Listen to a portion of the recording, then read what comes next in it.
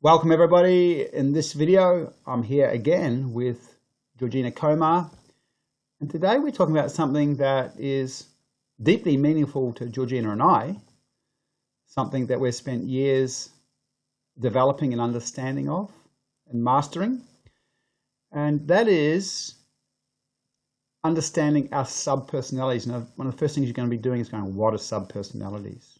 Well, it's our job to help you understand them in this video. This title for this particular video is Introduction to Subpersonalities and Their Impact on Investing. So welcome, Georgina. I know this is a subject that you love, correct? Yeah, definitely. Subpersonalities are the key to being able to help us work out what's holding us back or blocking us in our investing. Right. Okay. So let's just start off with a central principle. The personality is not one identity. It is made up of parts, separate autonomous characters called subpersonalities with completely different viewpoints, emotions, beliefs, and memories. Now, to most people, that's going to sound like gobbledygook. What does that mean? Why do you think it sounds like gobbledygook to most people, Georgina? Well, most people think of themselves as one personality, just I am who I am. And even though they may reflect and think, oh, I changed my mind a lot, they still see themselves as one personality. And within this work, what we actually help people understand is when we're actually changing our mind, what's happening is we're looking or we're responding from different parts of our personality. Great. And before we get into it, Georgina, you know, in the last video, we talked about belief systems. We didn't go into that deeply because this is not the time and place to go into belief systems deeply. This is introductory work because if you're going to master this work, you've got to be dedicated to it and you've got to get proper training. But what do belief systems, what does the work that we did with belief systems in the last video have to do with subpersonalities? Like what's the tie-in? Well, of course, Perry, each of our subpersonalities or each of the parts of our personality have their own belief systems. They were created at a point in time that was necessary for us to find a strategy to work through some aspect of life. And what we tie them back to is our beliefs that we are conditioned to hold on to tightly or hold on to dearly. So allowing the understanding that subpersonalities have their own beliefs can help us really start to break down some of the reasons why we block our investing. Great. So let's go look at this. So basically, you're saying that the belief systems actually belong to subpersonalities, right? That's right. That's exactly right. Okay, so let's have a look at this because, you know, people might, when they first come across the idea of subpersonalities, as Georgina's just mentioned, go, well, what is that? Because they think of themselves as a singular personality. But when we start to dig into this, you'll start going, oh, yeah, I already see the truth in this. I already see that this is a pretty interesting model that can really help me. You'll see why as we start to dig into these subpersonalities. So this is actually me and three of my subpersonalities. These are three distinct parts of me. And in fact, oftentimes they can be in conflict. Georgina, she'll have her own makeup. So she could probably put, you know, 3 or 4 subpersonalities up here and go, well, this is what goes on within me. Now, the truth is we've got many subpersonalities, but you'll typically see 20 maybe would be dominant over a lifetime that you would see operating fairly clearly. Okay, so we'll just go into this so we can understand it. The achiever-driver subpersonality that I have. Georgina, can you talk about the achiever-driver, my achiever-driver subpersonality? It's not actually mine, because anyone relating to this who has a strong achiever-driver subpersonality will go, oh, I really get it. So, Georgina, I'm going to hand over to you, and can you go into explaining the achiever-driver subpersonality? Sure, Perry. The achiever driver part of us is the part that says, wow, we've set some goals and we want to achieve them. We want to tick those boxes. We want to reach those goals that we've set.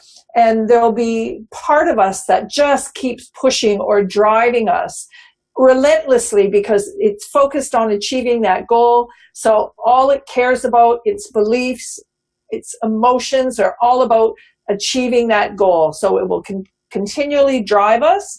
It will not allow us to think about anything else. It's dominant, and it'll take over our life if we let it. Correct.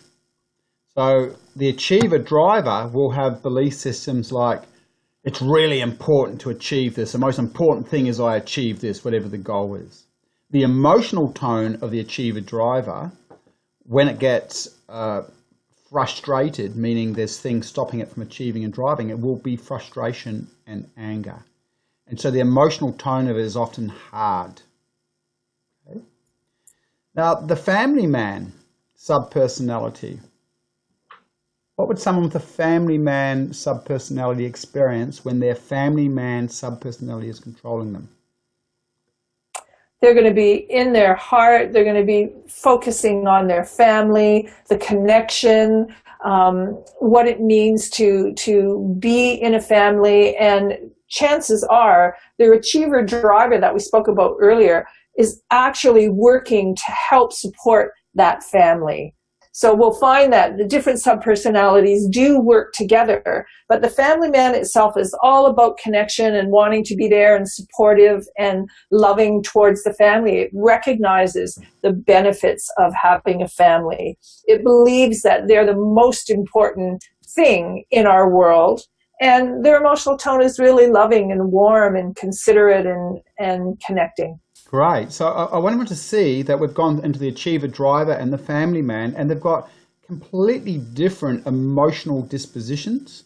So Georgina and I are trained to see what subpersonalities are controlling us at any point in time. So it's very simple for me to go, the achiever driver subpersonality is trying to control me. Or, oh, look at that. The family man is in place today. Because these subpersonalities become like things we wear. They're no longer our central identity. I'm disidentified. I can see them, which means I start to get some power over them. We're going to go to the outdoors guy, or for me, probably a better word for that nowadays is the outdoors adventurer. So I'm very outdoors orientated. I love being around nature. When I say this part, there's other parts that are quite happy to stay inside, lie in bed. And this part of me just loves being immersed in nature, and it loves doing physical, exciting things in nature. And I was thinking about this part of me this morning, and I realized it actually likes to be alone. It loves doing things on its own in nature. So it gets me surfing. It's one of my big passions. It gets me riding bikes up in the hills. I like mountain bike riding. And it's a big part of my life. Now, just so you can start to understand, all these parts have different belief systems and different emotional tones. And then there's a conflict gets set up because, and I'll explain this, and many people will really relate to this. My achiever driver might say, okay, I'm really going for this. So I'll have a financial goal or a business goal. I'm really, really going for this. And when that's wound up, my energy is, and my emotions are kind of hard and, not aggressive or anything. I'm going for it. Really driven, focused. I could work 16 hours a day easily when I'm wanting something. The family man, that can get frustrated at the achiever driver. And the outdoors guy could get frustrated at the achiever driver because the achiever driver could go, okay, no, I'm not going to go surfing. I'm going to get this work done. No, I'm not going to spend time with the family. I'm going to go get this work done, as an example. That would be an attitude that my achiever driver could have if I let it. So there's often conflict. Let's just take Saturday morning. So we're just setting this up as an example. It's got nothing to do with investing at this point, but we're just trying to ground out an understanding of subpersonalities. The surf could be amazing. I may have a deadline for work, and my wife and children are going to be going and doing something fun. And I could have the experience of all three of those parts of me being in conflict. The chief driver, I should get the stones, get the work done. If I don't, I'm going to let someone down. I won't get that thing done as quickly as I need to. The adventurer's going, but the surf's good, and I've just worked. I just need some time out. I just need to get in nature. I just need to get that hit of surfing and being in nature. And the family guy's going, but I love being with we're going to go down the cafe and I get to hang out with Anne-Marie and I get to hang out with the kids and we'll have some fun. So I'm sure everyone listening has their own experience of that. And that is the 3 different sub-personalities with 3 different sets of values, 3 different emotional tones pulling at you, going, follow me. I'm the one you should follow. Okay. Now, as investors, it's really important that you learn to understand and then master this work. Georgina's constantly working with investors to help them understand the belief systems associated with all the different parts of them, all the different sub-personalities, so she can start to help them create a blueprint around the parts that support successful investing and the parts that sabotage or limit or undermine successful investing, which we'll do a bit of talking about. Yep. Anything you say about that before we move on, Georgina? Well, just wanted to say that, the key thing is we're introducing sub-personalities to you. Once you start to have an understanding of these examples, you'll be able to easily recognize that these different parts may come upon as different opinions within yourself. So when you've got different opinions, it's more difficult to make a decision. You've got different parts operating and they're all trying to get you to side with them and do what they want to do. Correct. So again, coming back to the last video, if you have a sub-personality that's got a belief system that's been locked in with a lot of emotion and it believes something like investing is unsafe, or I'm no good and I was no good at math, so I won't be a good investor, you'll find that those sub-personalities will lower your energy, focus, and start to sabotage, which we'll be talking about in a later video. That's right. You'll be feeling really uncomfortable because you won't be certain about what it is that you want to do. You might feel an uneasiness. So when you are actually working in one direction, you might not be fully focused because there's something else nagging at you. Yeah. Okay, so here's just run through a few of the sub-personalities that I have and many people will have, but you see why I want to run through these even from an investing perspective. So example, I've got the good father part of me that really takes fatherhood very seriously, wants to be a good father, a good husband. I've got an aggressor or warrior. This part of me actually enjoys, as I get older, less so, but to be honest, enjoys fighting. I loved playing rugby because I love the physicality of that, of tackling and being tackled. And by the way, the aggressor warrior has its functional and dysfunctional sides as well as all these different sub-personalities do. A gentle lover connector. By the way, a sabotage is when you use a sub-personality in the wrong context. So, if I take my gentle lover connector to play rugby, and my aggressive warrior into my family environment, I'm in trouble. I'm sabotaging both those environments. But an aggressive warrior sub-personality in rugby, and in life, by the way, from an investing perspective, staying dedicated to goals, they really assist. If I had the gentle lover connector at rugby, it'd be like, it wouldn't help me. But it's good to have in my family. I've got a scared child, what I call the coward. That's a part of me that's really afraid of making mistakes or losing money or whatever its stories are. I've got an adventurer, as we talked about, an analyzer. Now, the analyzer sub-personality is really important to understand as a investor. Why, Georgina?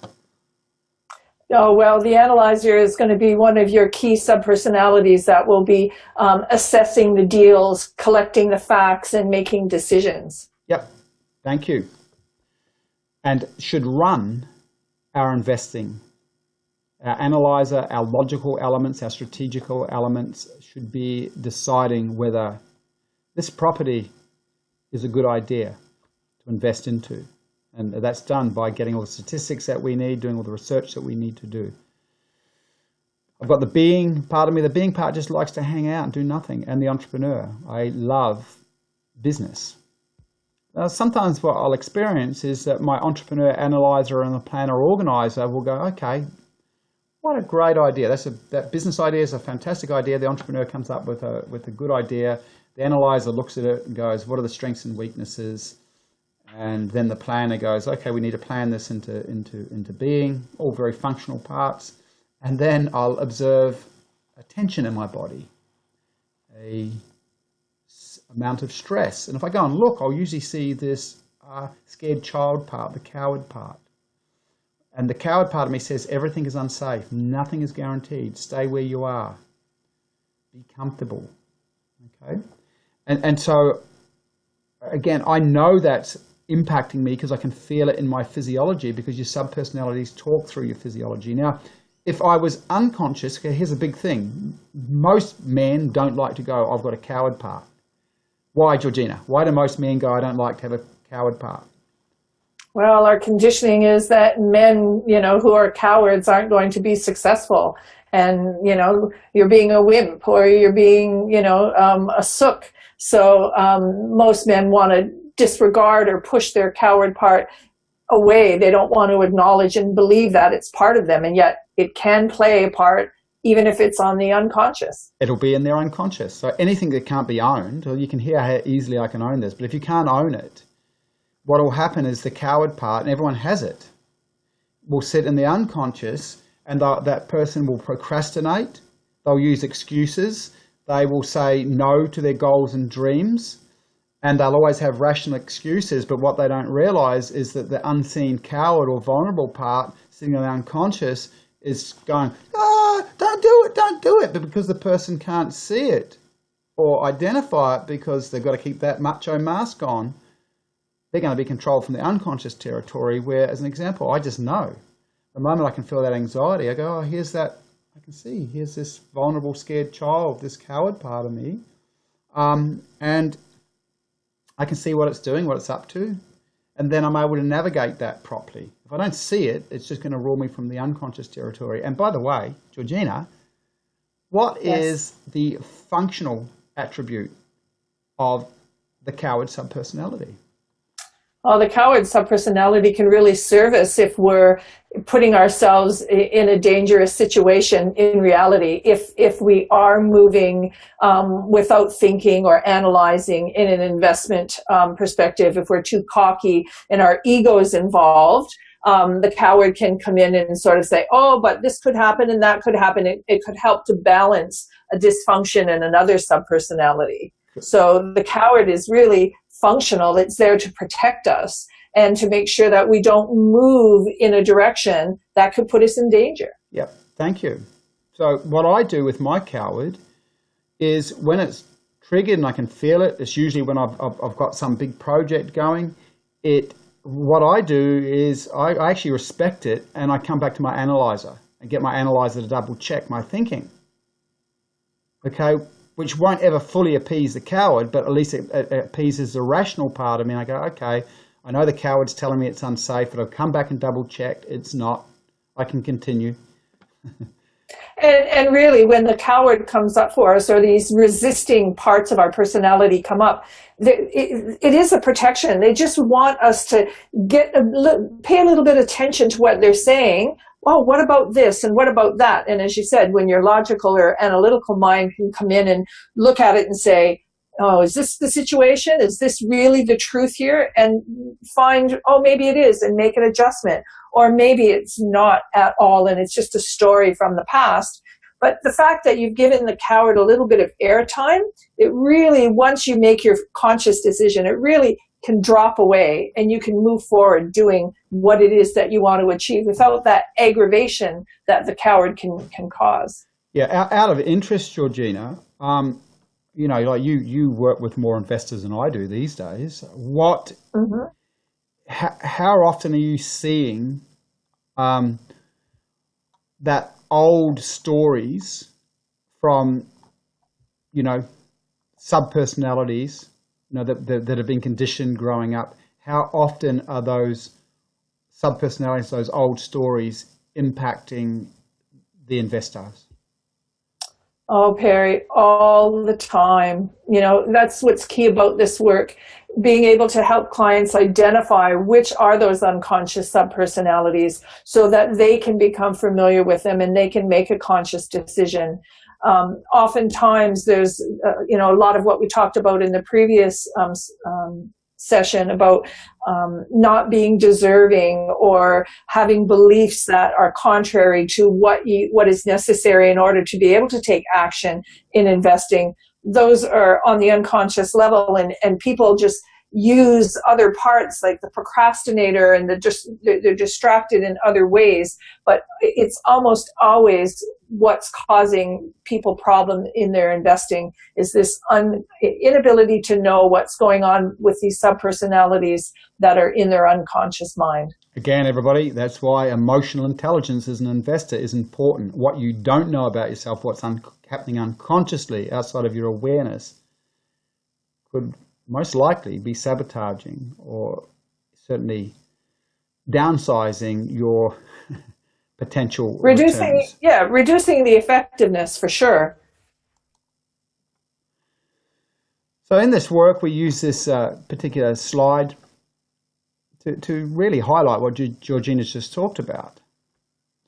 The I symbolizes the ability to see all these different subpersonalities and understand them and see their place in your approach to investing, how they serve you, how they don't serve you. That's the start of this work. And then there's learning to transform or manage subpersonalities that are impacting your ability to invest successfully, to stay focused. Just going to finish off with a couple of case studies, and I think this is probably going to ground out a little bit of what we've talked about. So we're going to make real some of the things that we've just been through. So this particular person they came to us, they rejected 9 properties and were too late on 3. They had a very strong analyzer subpersonality, which means what, Georgina? Where are they gifted at? It means that they can look at the logical aspects of the deal. They can make decisions around whether everything fits in with the checklist and all of the experiences, the education that results provides. And so everything stacked up. It was a safe investment. Yep. So logical analysis is the core gift of the analyzer subpersonality. It's a thinking part, a logical part that can, do the maths, as Georgina said, can see that, yes, this property fits this checklist. The coaches said yes, so it comes up with intellectual answers, kind of like Spock from the first video. Just a good brain. This person also had a perfectionist, and the perfectionist part of them slowed them down a lot and kept looking for problems, even though there weren't any there. Can you explain the perfectionist subpersonality, Georgina? Yes, the perfectionist subpersonality is always looking to make sure whatever it is that we are doing or that we're working on is perfect. It will look for the tiniest little flaws and want to rectify it. Good enough is never good enough for the perfectionist. It wants perfection. And in reality, oftentimes it's just a distraction, because while we want things, we want to strive towards perfection, we're never really going to be able to achieve it and be able to achieve a goal, because we'll still be always finding ways to make things perfect. Great. So the perfectionist in this particular gentleman was considered to be on the dysfunctional side of the spectrum. Okay, so as an example, I think it's pretty good if you are an investor and you've got a strong analyzer, and I think it's really good if you've got a strong perfectionist. So when we talk about functional, the perfectionist is going to get, if Georgina's the investor, and Georgina's got a strong analyzer and a strong perfectionist. So the analyzer is going to be doing all the study, doing all the research, and the perfectionist is going to get her to come back and go, well, you could make a mistake, go back and double check. Okay, and there's still this problem, and we'll get her to dig down into detail. So who can see that that's a good thing? I'm sure you can, Georgina. Okay, but yeah, here's definitely. where things start to become dysfunctional. This will highlight some of the things that we've been teaching. On the unconscious level, he had a worker subpersonality. Now, the worker is the part of him that grew up in a family where everyone went off to work in the morning and they believed that was the only safe way to make money. He didn't even know he had this part. Didn't even know it because he was unconscious to it. And the worker said, business is very dangerous. The only safe way of making money is working for someone else. Investing is very dangerous. These are the belief systems of his worker that sat on the unconscious level. And because he had such a strong worker with these strong belief systems, and we said earlier, the stronger the emotion associated with belief systems are apart, the more trouble that is going to cause you. From the unconscious level, it would pull on the perfectionist. So can you do your best to explain how that works, Georgina? How the worker sent the perfectionist back into what we call dysfunctional territory. Right. Well, when the worker is on an unconscious level, it just will constantly be looking to validate the beliefs that it has. So it's going to look for anything that can confirm that business is dangerous, or that it's only safe to make money through working. So it will engage the perfectionist to go and find reasons that will affirm its belief. So the perfectionist will look and will say, oh, but this part of it isn't correct, or that's not right, or we're talking about little things that maybe aren't going to make or break the deal. The perfectionist will just come in and try and find ways to affirm the worker's beliefs, which will just actually stop the investor from moving forward, stop them from taking the step forward to doing the deal because of this worker's unconscious beliefs that really investing is dangerous, and if we do this, there's going to be big trouble. Yeah, because this is going to drive paralysis by analysis. Okay, and the key thing here to all this is the worker subpersonality that's got these really emotionally charged beliefs is going to control this person's decision making from outside of their awareness. So even though everything stacks up for the analyzer and the perfectionist, as they go to put money on, this part's going to get triggered, the worker, and it's going to go, hey, don't remember, investing's really, really dangerous. It's really, really dangerous. You can't do that. But the owner of that subpersonality doesn't even know that part's saying that, because they can only feel the perfectionist. So what they'll experience is, oh, I've got better go back and double check. Oh, this is a bit risky. Think, it's only 98% right. and that's why they'll tend to reject. And they've been controlled from the unconscious level by a subpersonality that's basically very uneducated and coming from paradigms that it grew up with. That's all. So until this person can actually see the worker subpersonality and really understand the worker subpersonality and its belief systems, that means that they're bringing it out of unconscious territory into conscious territory, they'll be controlled by it. But like I said with the coward before, if you can see it and understand it, now you can go, okay, it's telling me investing is dangerous. Is it really? The analyzer is saying it's not. But until you can do that, you're just going to be controlled by it. Okay, a couple more. We're just going to be aware of time, but I think these are good examples, Georgina, because I think it really grounds out what we started with. Yeah, definitely. This one, I love this one. This is a talented property developer working at 50% capacity. They were procrastinating and had their distractor in place. So procrastination, by the way, anyone that's got a procrastinator, you're hiding from something on the unconscious level. You don't want to feel something on the unconscious level. And same with distracting behavior. It means that you haven't really fully seen a part that's driving you from the unconscious level. So this particular person, again, amazing analyzer and amazing achiever. And they would,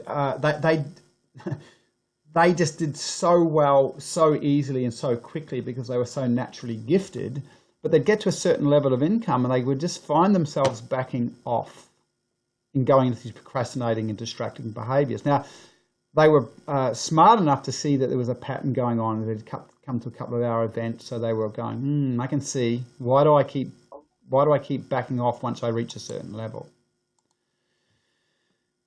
So underneath the line, and they had a strong achiever, they had a chameleon.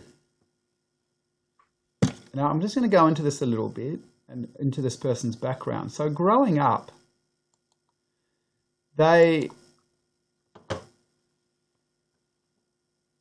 woman in a small country town, or young girl in a small country town, growing up in the 50s and 60s in small country, rural Australia, very patriarchal society. Now, one of the things that's really important, if you grow up in an eclectic area where there's rich people, poor people, like, you know, sometimes I walk around Bondi and those areas, and there's the massively wealthy, and then there's the poor, and then there's surfers, and then there's artists, and what have you. You're not being conditioned by one or two belief systems because you see everything. You see all the different belief systems in the world.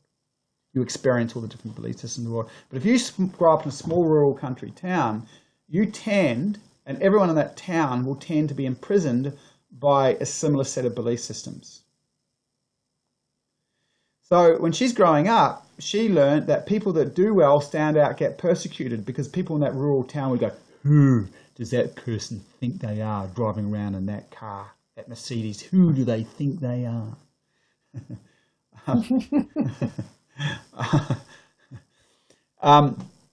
The other one is, it's wrong to make people feel bad about themselves by standing out or being exceptional. So when this particular woman, as a girl, went to school, she got the highest marks in the school. And then all of a sudden, she was attacked and persecuted because people were jealous of her. So she sort of learned, oh, when I stand out, I get persecuted.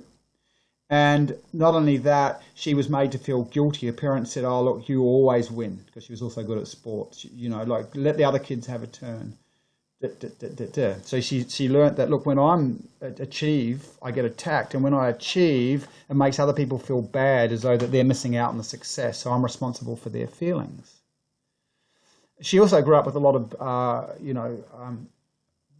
patriarchal beliefs about women. So, you know, that somehow a good woman should just stay and serve the man, all those typical things that, were sort of part of the conditioning systems in 50s rural Australia. So she learned to be a chameleon and hide and just fit in with whatever the group thought was. Georgina, before I finish this off, do you want to go into the chameleon a little bit more, or that starts to give you...